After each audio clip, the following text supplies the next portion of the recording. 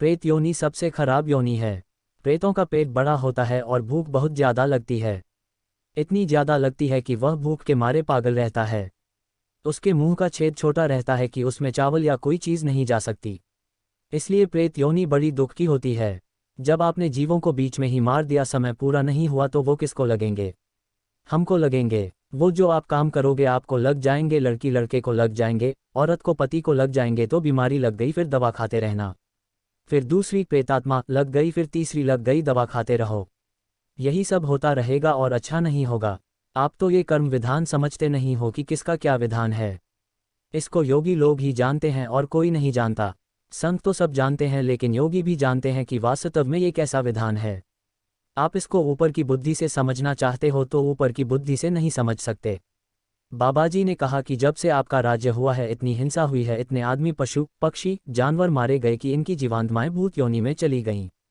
सब भूत हो गए। एक दफ़े हमने काफिला निकाला था तो भूतों ने हमसे कहा था कि आप हमसे भी कुछ काम ले लीजिए। हमने कहा कि हम कोई काम नहीं लेंगे। वे कहने लगे कि हमारा काम तो देख लीजिए। तो हमने कहा कि दिखाए। उन्होंने काफिले में बड़े बड़े अनुभव दिखाए, अपने लिए तो कुछ नहीं, परंतु मैंने भूतों से कोई काम नहीं लिया। आज देश में एक हलचल है कि कलयुग में सतयुग आएगा। इसका एक भय सब में व्याप्त हो गया है। साधु डर रहे हैं, राजा डर रहा है, रैयत डर रही है। समय अपना परिचय देगा ही। आप इस संदेश को पहुंचाने में मेरी मदद करो। मैं ऐसा विश्वास दिलाता हूं कि आपकी मेहनत कभी नहीं जाएगी। आज नहीं तो कल, कल नहीं तो परसों लोग समझेंगे हम भी उसी दुनिया में रहते थे जहां बुराई थी।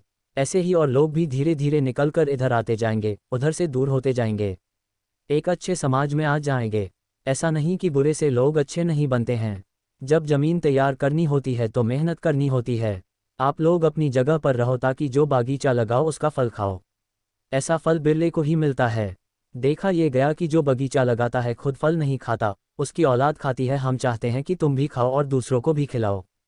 हमारी मेहनत को देखो, ये ज्वार भाटा है, जब आएगा तो बड़े 2 जहाज लेकर चला जाएगा। मालिक की दया मेहर का बड़ा ज्वार भाटा आएगा। लगे रहो किनारे और यह समझते रहो कि हम कुछ नहीं है, केवल मालिक का हुक्म बजाता है।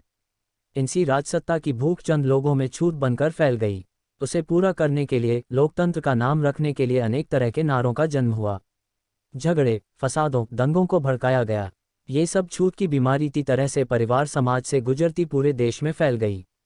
इस छूत की बीमारी को फैलाने में मीडिया ने जमकर सहयोग दिया। सरस्वती पर लक्ष्मी हावी हो गई। पैसा फेंको तमाशा देखो, ऐसे नगाड़े बजने लगे। एक चिल्लाया कि राजे खराब, बादशाह खराब, सेठ साहूकार खराब, कर्मचारी अधिकारी खराब, छात्र खराब, सब खराब। अच्छा कौन? जो पहुंच गए कुर्सी पर वो भारत रत्न। यहाँ के भारत रत्नों ने सबको भ्रष्ट कह दिया और किसी के कान पर जूं नहीं रेंगी। मीडिया सियारों की तरह चिल्लाने लगी, सब भ्रष्ट, सब भ्रष्ट। मानसिक, मनोवैज्ञानिक, वैचारिक खाज खुजली के छुआछूत ही तो पूरे देश में लग गई। सब अपने ही दिल दिमाग को नाच रहे हैं। दूसरी ओर देश बिकने वाला है। विदेशी पूंजी निवेश का खुला आमंत्रण हो चुका है। इतिहास की पुनरावृत्ति होने जा रही है। उधर किसी को ध्यान देने का समय ही कहाँ है। छूत तो विचारों की होती है, भावनाओं की होती है, हाव भाव की हाथी है। कहाँ कहाँ से आप इसको निकालेंगे? नारे सफल क्यों नहीं हुए 45 सालों में? इसका मुख्य कारण है कथनी और करनी में अंतर रहा। आप स्वयं सभी कुठाओं से ग्रसित हैं, दूसरों को बहकाने चले, इसलिए आज तक इसका असर नहीं हुआ। अंग्रेजी में कहावत है, प्रीच वॉट योर प्रैक्टिस। जिसे तुम खुद अमल करते हो उसका उपदेश करो। संसद और विधानसभाओं में गाली गलौज और जूता चप्पल चलेगा तो जनता में शांति नहीं होगी। अनपार्लियामेंट्री लैंग्वेज, असंसदीय भाषा जब शीर्ष पर बोली जाने लगी तो आम जनता चौराहों पर उभरी गालियां देगी ही, उसे आप रोक नहीं सकते। जो कुछ भी आज हो रहा है उसकी छुआछूत ऊपर से ही आई है। देशवासियों, अब राजनीति छुआछूत की बीमारी बनकर सबको लग गई है। अब बाबा जय गुरुदेव के वचनों का मलहम लगाकर अपने को रोग मुक्त करना होगा। नेताओं की झोलियां से निकल देश का भला हो सकता है। सब लोग अपनी अपनी जिम्मेदारी संभालें। देश विषम परिस्थितियों से घिर गया है। अगर आप न संभलें तो सब कुछ खत्म हो जाएगा। भारत से कुछ ही दिनों में एक प्रचंड विचार क्रांति उठने वाली है। वह 2011 तक देश और उसके 10 वर्ष बाद सारे विश्व में इस तरह गूंज जाएगी कि मानव का सोया अंतःकरण जागने को विवश हो जाएगा। विज्ञान एक नया मोड़ लेगा जिसमें आध्यात्मिक तथ्यों की प्रचुरता होगी। आर्थर चार्ल्स क्लार्क अमरीकी, हमारी देवियों ने अपना जामा उतारकर लाखों कोस दूर कर दिया। जो शर्मिंदगी का जामा देवियां पहना करती थीं उसके अंदर उनका तेज छिपा रहता था। लेकिन जिस दिन से हया शर्म चली गई है उस दिन से उनके तेज पर मानो काली सिकुड़ी धारियां चमकने लगी हैं। शरीर के अंगों को खोलना और आधे शरीर कपड़े से ढकना केवल ये जाहिर करता है कि सतीत्व जा रहा है और आगे अंधकार आ रहा है। नारियां जब सत्संग नहीं पाती हैं तो उनका मन सदा संसारी रहता है और देख देख कर मन अंदर अंदर चंचलता करता रहता है और मौका पाकर उभार पैदा कर देता है, जिससे मन नीच रास्ता पकड़ लेता है और अंत में नारियां भ्रष्ट रास्ता ग्रहण कर लेती हैं। जितने सत्संगी जन हैं उनको अवश्य ये करना होगा कि अपनी पुत्रियों को संभाल कर रखें।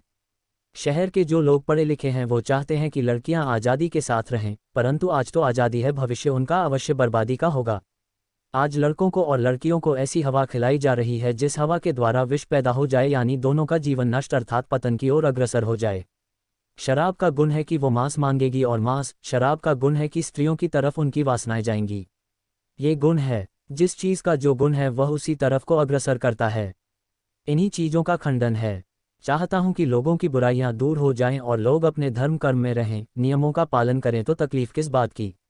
जय गुरुदेव।